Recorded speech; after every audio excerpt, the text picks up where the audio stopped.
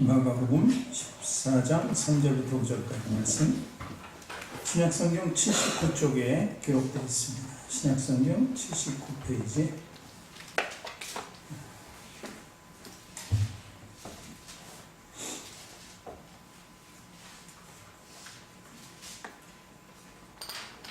신약성경 79쪽에 기록된 마가복음 14장 3절부터 9절까지 말씀, 우리 찾았으면 함께 읽겠습니다.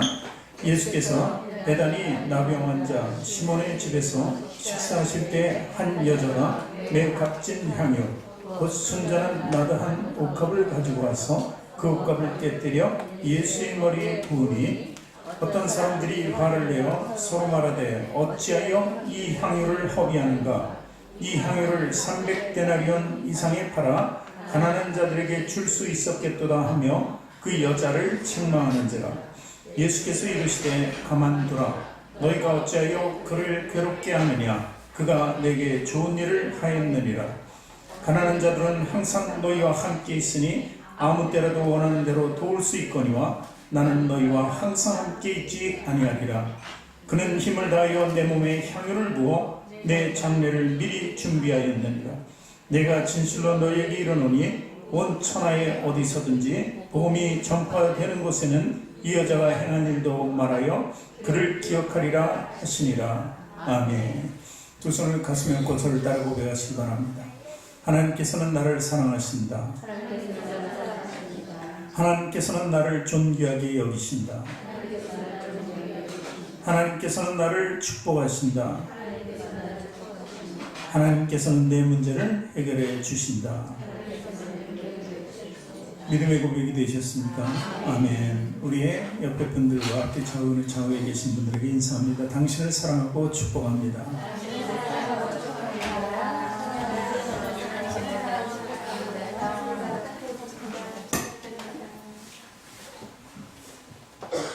오늘도 보이는 얼굴들이 안 보이는 얼굴도 좀 있습니다.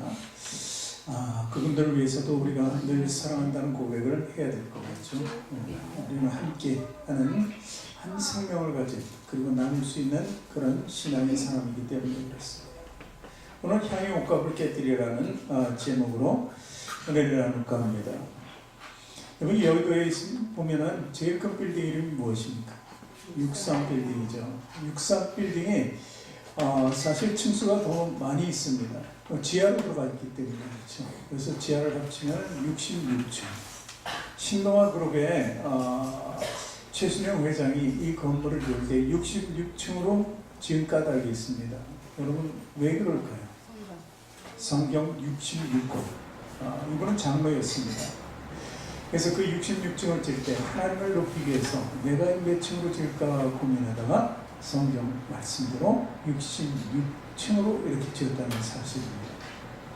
그런가 벽산그룹 김민득 장로도 시내에 건물을 세우면서 기도하는 손의 모습으로 건물을 지었어요.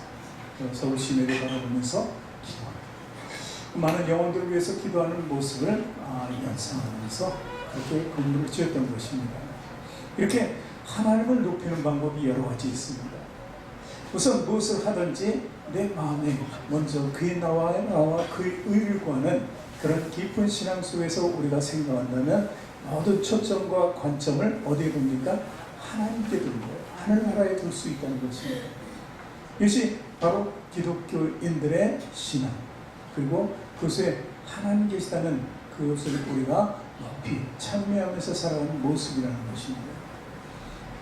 그런가 하면은 미국의 예를 들어보죠. 미국은 엠파이어 스테이트 빌딩이라고 지금 더 높은 빌딩이 있지만 당시 최고의 높은 빌딩, 오랫동안 그 기록은 누구도 깨지 못했던 기록.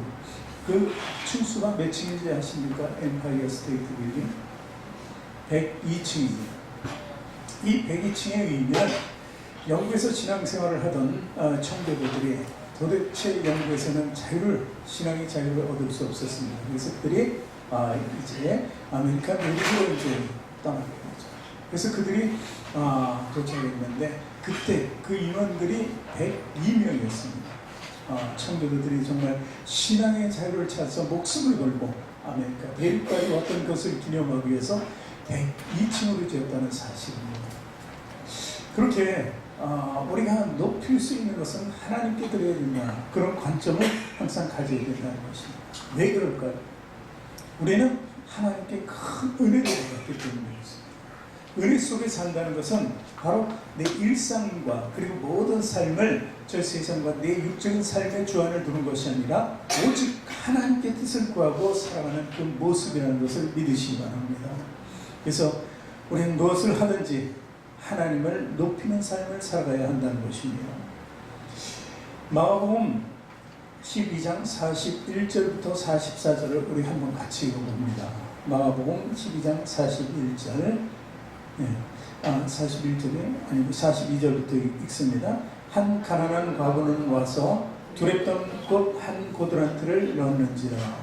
예수께서 제자들을 불러다가 이르시되 내가 진실로 너희에게 이르노니 이 가난한 과부는 헌금함에 넣는 모든 사람보다 많이 넣었도다. 그들은 다 풍족한 중에서 넣었거니와 이 과부는 그 가난한 중에서 자기의 모든 소유 곧 생활비 전부를 넣었느니라 하시니라. 이 말씀, 이 과부의 비유를 들 때 예수님께서는 그 돈의 많고 적은, 그러니까 물질에 대한 얘기를 한 것이 아닙니다. 예수님 항상 어디 관점을 두십니까? 영적인 삶에 두는 것이죠.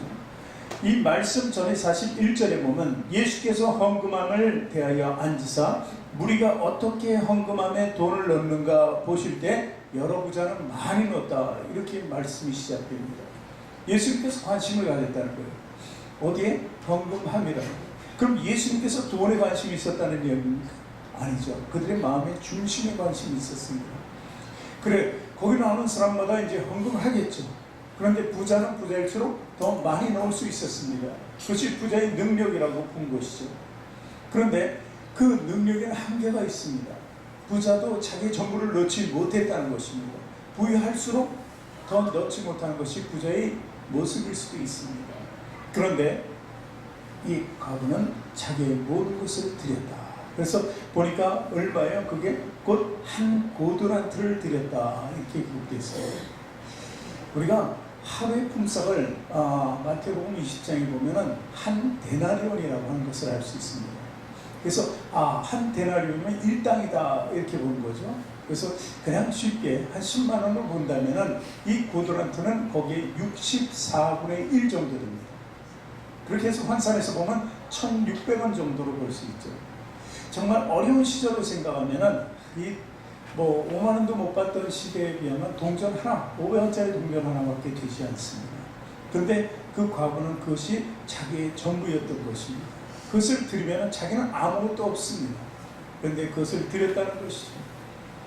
그러니까 생활비 전부를 넣었다, 이렇게 기록이 되어 있습니다. 생활비 전부는 우리가 생각하면 우리 육신의 삶의 모든 것을 드렸다는 것을 얘기합니다. 그런데 예수님께서는 그 육신의 삶, 여러분들이 벌는 것을 다 교회에다 헌금하면 늘 하는 이 말씀이 아니죠. 얼마나 하나님을 높이느냐, 그것을 보는 것이죠. 그래서 우리 마음이 정말 신앙의 생활화가 되어 있느냐, 그것도 한번 점검할 필요가 있는 것이 바로 이 말씀이었다는 것입니다. 여러분은 어떻습니까? 여러분 우리 교회에 참 헌금을 잘하는 분들도 없습니다. 그런데 그것이 우리 마음의 전부라고 이렇게 드릴 수 있는 신앙이 있어야 된다는 것입니다. 하나님께 드릴 수 있는 것, 한 주간 그리고 한 달 동안에 정말 내가 수고하고 그리고 또 여러 가지 형태로 내 수입이 됐던 것은 하나님께 얼마를 드릴까. 물론 11조가 있고 감사함이 있고 여러 가지 예물이 있습니다. 그 물질적인 것을 얘기하는 것이 아닙니다. 내가 그 마음을 가진다는 것이죠. 하나님께 드린 뒤에는 하나님께서 그럼 과연 이것을 어디에 쓰실까까지 막 생각하면서 그 연상하는 끝에는 생명이 있고 구원이 있다는 사실을 기억해야 됩니다. 그것이 바로 주님께서 내게 주신 명령입니다. 최소한의 명령이라는 거예요. 나가서 길거리에 나가서 피켓을 두고 전도하지는 못해도, 만나는 사람마다 예수 믿으라고 말하지는 못해도 우리가 최소한 하나님께 드리는 것이 바로 생명을 살리는 일에 쓰임받는다는 것을 기억해야 한다는 것이죠. 그 삶이 우리의 전부가 되어야 한다는 것입니다. 성경에는 자기가 가진 모든 것을 드리고 축복받은 사람이 많이 기록되어 있습니다. 그 중에서 우리 아브라함을 보면 아브라함의 자신의 전부가 무엇이었습니까? 성경에서는 아브라함의 재산 소유를 다 하나님께 제물로 드리라고 하지 않았습니다. 하나님께서 무엇을 원하셨습니다? 단 한 가지를 원하셨는데 바로 아브라함의 아들 이삭이었습니다. 이삭이 물질이었습니까? 아니죠. 한 영혼 육신입니다. 그러나 아브라함에게 있어서 가장 그것이 큰 자신의 소유물 같았어요. 그것이 없어진다면, 그 아들이 없어진다면 정말 좌절감에 빠져서 살지 못할 그런 사람이었어요. 그 전부인 거예요. 그 아들이 자신의 전부예요. 다른 모든 것을 주고라도 아들과 바꿀 수 없는 그런 것이죠. 그러나 아브라함은 자신 아들 이삭을 하나님께 제물로 드렸던 것입니다. 하나님께서 막으시고 다시 돌리시고 오히려 축복을 해주신 것이죠. 그래서 위대한 축복은, 하나님께서 주시는 축복은 내가 가진 것에 정말 가장 소중한 것을 하나님께 내어드릴 때 가능하다는 것을 이야기하는 것입니다. 이 원리는 어떻게 해야 되는지 아십니까? 이 원리의 중심에는 예수님께서 여러분 한 사람 한 사람, 저까지 포함해서 말이죠, 위에서 무엇을 주셨습니까? 십자가에서 목숨을 내어주셨어요. 자신의 전부를 내어놨던 것입니다. 그렇다고 하나님께서 봅니다. 하나님께서는 아브라함의 아들 이삭 같은 독생자 예수 그리스도를 우리에게 내어주셨다는 사실, 가장 소중한 것을 하나님께서도 내어주셨고 예수님께서도 내어주셨다는 사실을 우리는 알아야 합니다. 그래서 이를 통해서 우리가 구원을 받았다면 과연 우리는 무엇을 드릴까 하는 것입니다. 여러분, 그 무엇이라고 합니까? 우리는 목숨을 다해서 주님을 섬기는 일에 다 쏟아야 합니다. 바로 그 원리를 알아야만 우리가 아낌없이 하나님께 무엇이든 드릴 수 있는 것입니다. 나의 헌신도, 영적인 삶을 온전히 드릴 수 있어야 돼요. 그래야 마음과 육도 따라서 하나님께서 받으실 수 있기 때문이라는 것입니다. 그런데 반면 사도행전 5장에 보면은 아나니아와 삽비라는 한 부부가 등장합니다. 당시 초대교회 때는 삶이 굉장히 어렵기 때문에 예수를 믿는다는 것은 그 자기 집안에서 교회가 있고 회당 있고 왔다 갔다 하면서 예배를 드릴 수 있는 것이 아니에요. 핍박을 받았기 때문에 어딘가 광야 생활을 해야 돼요. 그래서 도심을 떠나서, 예루살렘을 떠나서, 그 자기가 살던 곳을 떠나서 정말 초막 같은 움막을 짓고 거기에 모여서 공동체 생활을 할 수밖에 없었습니다. 그러니 그들에게 필요한 것은 물자죠. 물자가 필요하니까 돈이 필요했습니다. 그래서 그 돈을 모두가 공유할 수 있어요. 있는 사람이 내어놓아야지 모두가 좀 더 먹을 수 있었던 것입니다. 그때 바나바라는 한 사람이 있었는데 그 사람은 자신의 것을 모두 내어주었습니다. 만났나보죠. 그리고 참으로 헌신적인 일을 많이 했습니다. 많은 사람들이 그를 존경하고 그를 사랑했습니다. 이 바나바는요, 어떤 인물인가 하면 많은 사람들에게 존경받았다는 것을 어디서 알 수 있느냐면 사도 바울을 아시지 않습니까? 그가 사울의 이름으로 그리스도를 핍박하다가 다메섹 도상에서 예수 그리스도를 만나고 변화되었어요. 변화되었는데 그것을 아무도 증거할 수가 없는 거예요. 그걸 어떻게 믿냐? 즉 사울이 나타나면은 다 피해라, 도망가라, 빨리 사람들에게 알려라, 이럴 정도였는데 그가 사도가 되었다고 자기 스스로 얘기하는데 누가 믿을 사람이 있습니까? 그런데 그것을 믿게 해준 증언한 증인이 있는데 바로 바나바였습니다. 바나바가 이 사울은 회심했다, 이제 하나님 아들 예수 그리스도를 통해서 이제 그도 사도의 직분을 받았다고 증언해 주었습니다. 그러니까 다른 제자들이 그를 믿었다는 얘기예요. 이렇게 바나바가 존경받는 사람이었어요. 많은 사람들이 인정받았다는 것이죠. 그런데 그런 사람을 보고 부러운 한 부부가 있었어요. 그게 아나니아와 삽비라였어요. 자기도 그리스도를 믿고 바나바처럼 존경받고 싶었어요. 사람들에게 좀 들리고 싶었고 높임 받고 싶었어요. 그래서 베드로에게 가서 나도, 우리 부부도 우리 소유를 팔아서 전부 하나님께 드리겠습니다, 이렇게 얘기했던 거예요. 근데 막상 팔고 보니까 조금 아쉬웠나 봐요. 그래서 얼마간 뒤로 숨겼다고 합니다. 그리고 내어놨죠. 적은 돈은 아니겠죠. 얼마를 숨겼어도 90%를 숨기진 않았을 거 아니에요. 반을 숨겼다고 해도 반이 남은 것이 작은 돈이 아니었을 거라는 거예요, 그 당시에는. 그런데 그렇게 내놓았지만 성령님께서는 그를 허락하지 않고 그가 바로 베드로 앞에서 육신의 죽음을 맞았어요. 이 육신의 죽음이 영까지 포함된 것이죠. 왜 그랬을까요? 거짓된 자기를 높이기 위해서 내놓았고, 하나님께 자기의 중심을 드리지 않은 것입니다. 하나님께 내놓은 것이 아니라 자기 스스로를 높이기 위해서 내놓았기 때문에 그 부분은 거기서 즉사할 수밖에 없었다는 사실입니다. 많은 것을 요구하는 것은 아닙니다. 하나님께서 나의 소중한 부분을 약속하고 했을 때 하나님께서 축복해 준다는 그 말씀을 드리는 것입니다. 그래서 하나님께서 과연 요구하는 것이 무엇일까? 저는 물질에 대해서 항상 설교를 별로 하지 않는 편이죠. 근데 하나님께서 요구하시는 건 무엇일까? 제가 분명하게 얘기합니다. 그것은 예배입니다. 예배 시간을 잘 지키고, 그리고 또한 기도 생활, 그리고 찬양과 말씀 묵상이 항상 어우러져 있어요. 이게 하나님께서 원하신 거 아닙니까? 그리고 또 하나님께서는 우리를 축복하시기 위해서 구약에서부터 항상 말씀하십니다. 내 율례를 지켜 행하면, 내 말에 귀를 기울이면, 내 말을 청종하면 그 말씀 뒤에 축복의 말씀이 계속 쏟아지는 것을 우리는 알 수 있어요. 너희가 나에게 물질을 주면 네가 가진 것을 나에게 다 주면이라고 이렇게 말씀하지 않았어요. 말씀에 준행할 수 있다. 그것이 말씀에 준행한다는 것이 무엇입니까? 우리가 말씀을 읽고 기도하고 찬양하고 평안없이 예배해서 드리는 그 모습을 하나님께서 요구하신다는 것입니다. 다시 본문으로 들어가면은 오늘 예루살렘에서 멀리 떨어지지 않은 곳이 베다니입니다. 베다니는 많은 이적이 일어나는 곳입니다. 특히 어떤 이적이 일어나냐면 죽은 나사로를 살린 곳이 베다니입니다. 그리고 오늘 어떤 집에 가서 예수님께서 가르침을 주시는데 그 집이 시몬이라고 하죠. 시몬도 문둥병에 걸렸다가 치유받은 사람입니다.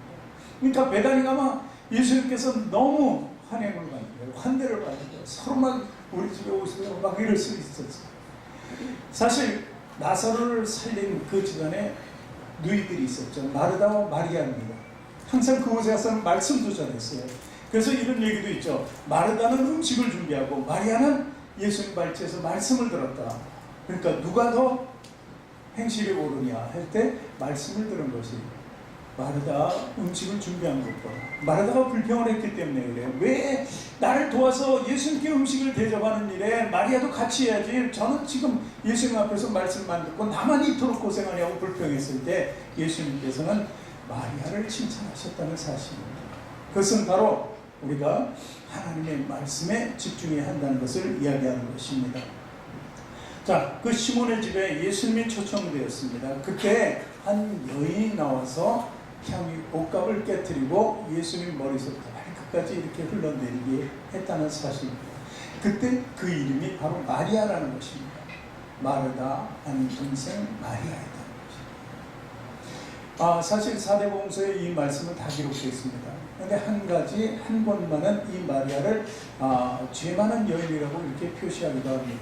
그런데 죄 많은 여인이라는 것이 바로 누가 죄 없는 사람이 없는데 다 우리가 죄 많은 사람들 아닙니까? 어떻게 보면 다 죄인이라는 그 관점을 가져야 한다는 것이죠.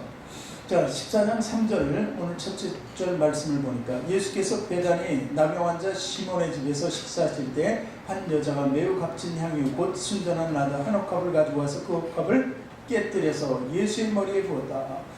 다른 성경에는 예수의 발에 부었다. 그리고 머리칼로 이렇게도 기록되어 있습니다. 당시에는 사실 그 손님이 오면은 발을 씻겨준다거나 뭐 이런 것이 사실 예의였습니다. 그러니까 그것이 그냥 통상화되어 있는데 문제는 향유 옥합을 가지고 있다는 사실이죠. 물이 아니라. 그러면서 오늘 시몬이라고, 나병 환자 시몬이라고 하는데 이 사람은 고침받고 난 뒤입니다. 옥합을 깨뜨렸다. 오늘 그 향유의 이름이 뭐냐면 나드라는 것입니다. 나드는 그 지역에서 막 쉽게 나는 것이 아닙니다. 히말라야 산지에서 나는 거예요. 식물이 뿌리에서 나는 건데 굉장히 구하기도 어렵지만 이거는 여는 순간 쉽게 증발해 버린다고. 우리 향수도 마찬가지예요. 향수는 좀 오래 붙어 있는데 그때 그 향유도 역시 그런 기능을 가졌습니다. 되게 시신의 뿌리죠. 냄새가 많이 난다고 해서. 그런데 금방 증발을 버립니다. 그래서 이렇게 뚜껑을 만들어서 화장품 같은 거 뚜껑 있잖아요. 뚜껑을 따로 이렇게 하는 것이 아예 한번 터질 때 다시는 못 쓰게 깨트리게 아주 봉합이 되어 있는 거예요. 그래서 한번 열면은 그것은 이제 다시 쓸 수 없도록 이렇게 만들어 놓은 거였어요. 그런데 그것을 깨트려서 주님에게 드렸다는 것입니다. 그리고 또 그 모습은 아주 겸손한 모습이었다고 성경은 기록합니다. 그것이 겸손이 어떤 모습인가? 요한복음 12장 3절, 다른 성경에도 있다고 그랬죠. 같이 읽습니다. 마리아는 지극히 비싼 향유 곧 순전한 나드 한 근을 가져다가 예수님의 발에 붓고 자기 머리털로 그의 발을 씻으니 향유 냄새가 집에 가득하더라. 겸손한 모습 아닙니까? 발에 물을 갖다가 향유가 아니더라도 좀 전에 얘기했죠. 손님께 드렸다. 손님께 물을 주고 발을 씻었다. 아주 귀할수록 그냥 귀하지 않으면 물만 줘도 되는데 발을 씻었다는 거예요. 이것은 그리고 또 자기 머리칼까지 사용했다는 것은 자기의 완전히 낮은 모습을 그분에게 보여줬다. 왜 낮은 모습을 보여줍니까? 은혜를 입었기 때문에. 여러분, 은혜를 알고 은혜를 입은 사람은요, 누구든지 그 앞에서 겸손해질 수밖에 없어요. 내가 굉장히 어려운 처지에 있었어요. 돈이 얼마간 필요했어요. 아무도 빌릴 데가 없습니다. 그런데 누군가 빌려줬다면 그 사람 뭐라 그래? 평생의 은혜라고. 평생에 그 필요한 돈 한 번 해줬다고 평생이라는 단어를 쓰면서 그 사람 앞에만 서면은 겸손해져요.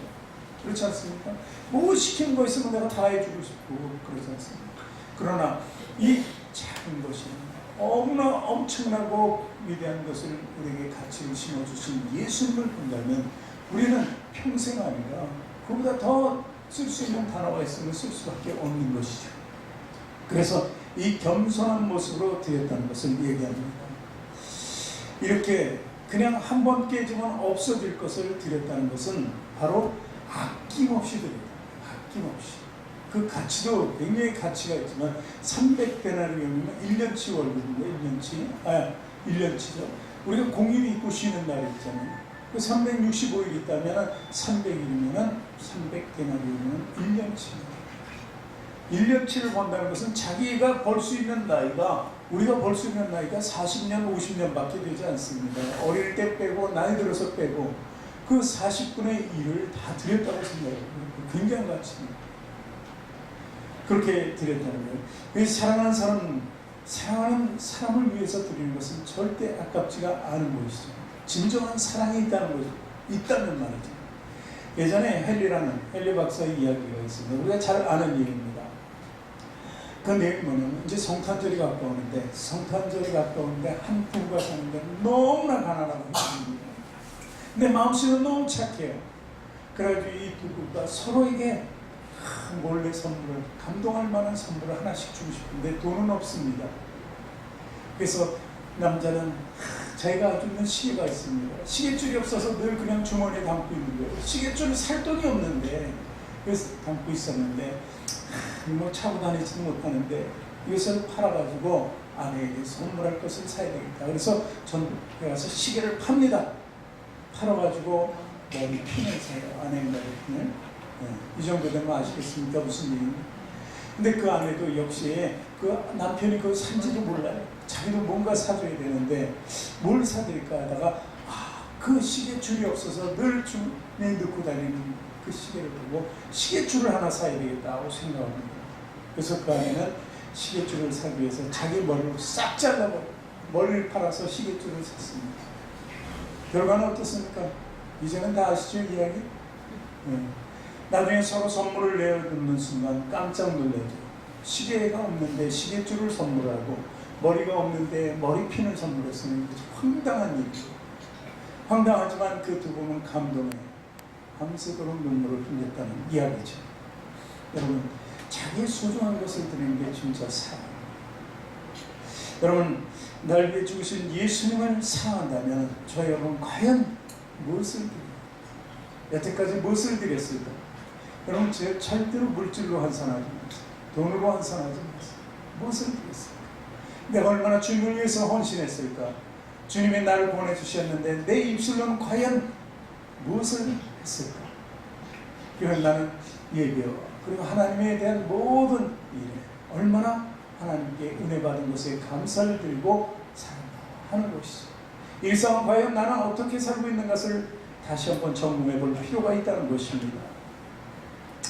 오늘날 우리도 마리아와 같이 우리가 간직하고 있는 내가 소중하게 생각하는 것을 하나님께 드려야 돼요.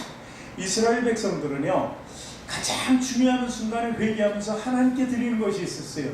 그게 물동입니다. 물이었어요. 물을 하나님께 드리는 거예요. 그 물이 자신의 전부라고 생각하고 드렸던 것입니다. 사무엘 시대 때 미스바에서 모여서 다 회개하자, 이제 다시 하나님께로 돌아가자고 운동할 때 그들은 다 올라가면서 물동이를 가지고 올라가서 물을 하나님께 드렸다는 것입니다. 우리가 생수의 강이 내 배에서 흘러넘치게 합니다. 이것 역시 물을, 성령을 통한 우리 은혜가 깊어지면 내 것이 나오게 되고 내 것이 넘쳐날 수 있다는 것입니다. 이런 삶을 살 때 우리는 넘치는 은혜를 하나님께로 돌려야 된다는 사실입니다. 그래서 우리는 오늘 옷값을 깨뜨린 것처럼 우리의 깨뜨릴 부분이 있다는 것을 의식해야 돼요. 내가 여태까지 소중하게 여겼던 것, 내가 놓을 수 없어서 꼭 붙잡을 수밖에 없었던 것, 하나님의 관점에서 보면 저걸 버려야 되는데 버리지 않고 내가 굳게 붙잡고 있는 것, 그것을 내어놓는 것입니다. 그것을 부숴버리는 거예요. 내 속에서 완전히 죄일 수 있는 것, 그것이 진정한 하나님 앞에서, 예수님 앞에서 옷값을 깨뜨리는 것을 믿으시기 바랍니다. 더욱더 하나님께서 원하신 깨뜨림이라는 것은 바로 회개와 거듭남입니다. 우리 날마다 회개하고 날마다 거듭나는 것입니다. 단단한 껍질을 부수는 것, 부활이라는 것이 그런 의미잖아요. 우리가 달걀을 보잖아요. 그것을 보면 부활을 상징한다고 합니다. 저 햇빛을 보기 위해서 그 안에 있던 생명이 그것을 깨고 어둠 속에 나오는 그 모습을 우리가 연상하면서 그것이 바로 우리의 모습이 되어야 된다는 것입니다. 우리가 아기였을 때, 뱃속에 어머니 태아였을 때는 밖을 보지 못합니다. 그 탯줄에 공구를 받아서 거기서 살게 되는 것이죠. 그러나 이제 어머니의 품을 떠나는 순간, 빛으로 나오는 건 뭘 끊어야 됩니까? 어머니와의 탯줄을 끊어야 돼요. 이렇게 끊어버리고 회개하고 우리는 거듭나는 삶을 살아야 된다는 것입니다. 그것이 바로 옷값을 깨뜨리는 의미라는 것입니다. 이 300데나리온이 현실적인 모습이죠. 사실 그것이 지금 팔아도 300데나리온은 더 받겠다 하는 이야기가 나오잖아요. 그러면 사실 살 때는 300보다 훨씬 높은 가격이잖아요. 중고로 파는데도 300이 나오면 새 거 살 때는 한 4, 500 이상 되지 않겠습니까? 그런 귀한 것입니다. 마가복음 14장 4절 5절을 같이 읽습니다. 어떤 사람들이 화를 내어 서로 말하되 어찌하여 이 향유를 허비하는가? 이 향유를 300데나리온 이상에 팔아 가난한 자들에게 줄 수 있었겠도다 하며 그 이가를 책망했다는 거예요. 저 아까운 것을 예수님, 그게 나쁘다는 건 아니지만 그렇게 아까운 것을, 지금 예수님이 항상 말하는 건 구제인데 이 구제하는 데 써야지 되는 것 아닌가요? 그렇습니다. 근데 이것을 누가 이런 말을 했는지 한번 찾아봅니다. 요한복음으로 다시 싹 넘어가서 보면은 요한복음 12장 4, 5, 6절 같이 읽습니다. 제자 중 하나로서 예수를 잡아줄 가룟 유다가 말하되 이 향유를 어찌하여 300데나리온 팔아 가난한 자들에게 주지 아니하였느냐 하니, 이렇게 말하면 가난한 자들을 생각함이 아니요 그는 도둑이라 돈꾀를 맞고 거기 넣는 것을 훔쳐갑니다. 팔면 일단 돈꾀에 들어오잖아요. 거기서 또 이렇게 자기가 취했나 봅니다. 그렇지 않습니까? 이거 누구라고요? 오늘 이 말은요, 가룟 유다, 예수님을 판 장본입니다. 자, 첫 번째 생각은요, 성령의 생각을 할 수 있어요. 우리가 하나님께 드리는 거 온전히 그냥 확 드려버려야 돼요. 마리아의 생각은 이 첫 번째 성령의 생각이었습니다. 그런데 이제 지금 가룟 유다의 생각은 어떤 생각이에요? 두 번째 생각은 사람의 생각이에요. 사람의 생각. 그리고 이것이 사람의 생각에 이렇게 집중하고 있다면 거기에 너무 빠지게 되면 세 번째 생각으로 돌아가는데 마귀의 생각으로 돌아가요. 마귀의 생각. 그러니까 우리가 뭔가 결단하면 바로 해버려야지, 자칫하면 사람의 생각으로 마귀의 생각으로 바뀔 수 있다는 것을 의미합니다.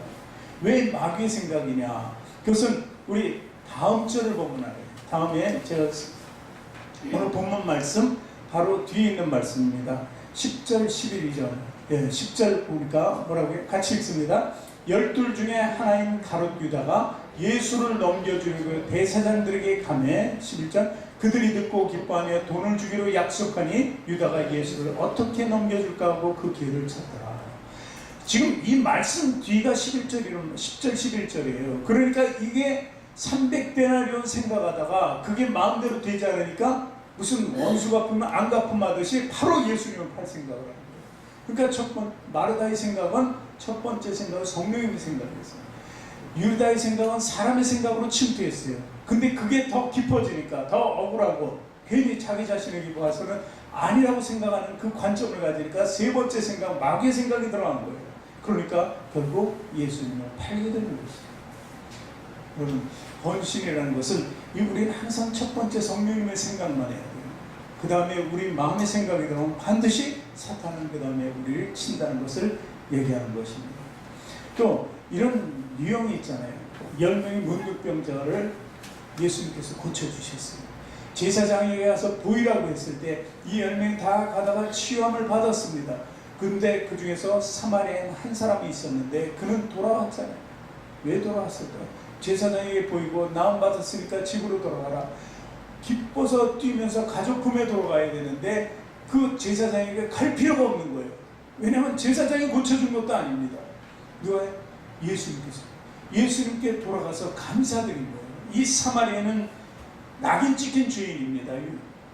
이스라엘 사회에서. 그런데 그런 감사로 다시 예수님께 돌아갔습니다. 그래서 결국 그만 구원받았다고 한 거예요. 진정한 이 감사, 은혜에 보답할 수 있는 자가 바로 하나님의 큰 사랑과 축복 안에 산다는 것을 믿으시기 바랍니다. 신앙과 믿음은 절대 계산적인 것이 아닙니다. 물질적인 문제도 아닙니다. 내 안에 진정한 은혜에 대한 감사가 있어야 되는 거예요. 그래서 감사가 나올 때 우리가 주님 앞에 드릴 수 있는 것도 생각할 수 있게 되는 거예요. 감사하지 않으면.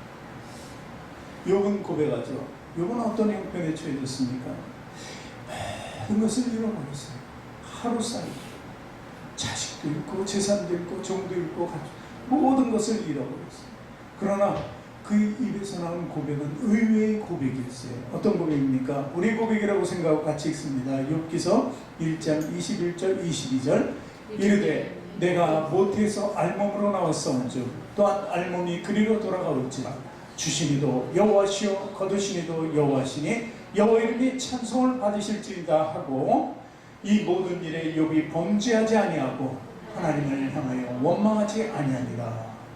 하나님 원망하나 불평하는 것이 아니라 하나님 찬양하여 모든 것을 잃었는데 이 모든 것은 무엇입니까? 한마디로 육적인 것입니다.